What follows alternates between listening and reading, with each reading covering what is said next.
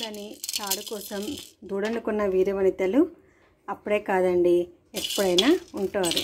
ఎందుకు చెప్తున్నానో మీకు అర్థమవుతుంది. చూడండి మన వీడియో మొత్తం.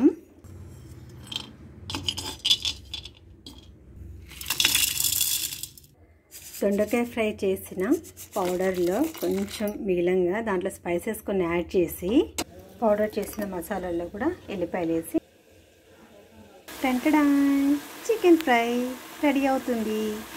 వాటర్ అంతా ఇంకిపోయి పీసెస్ చక్కగా బ్రౌన్ కలర్ వచ్చే వరకు ఫ్రై చేసుకోవాలి. ఇప్పుడు సాల్ట్, పసుపు, అల్లం పేస్ట్.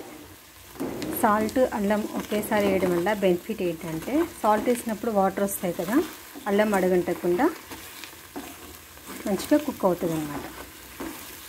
చికెన్ మొత్తం చక్కగా కుక్ అయిపోయిందండి. మనం పౌడర్ చేసుకున్న మిక్సీ మొత్తం వేసేసుకోవాలి. 4 మిర్చి చీలికలు. Finally garnish with coriander. తాడు కోసం దూడనో, దూడ కోసం తాడో నాకు తెలియదు, కానీ నా కోసం మాత్రం టేస్టీ యమ్మీ చికెన్ ఫ్రై రెడీ.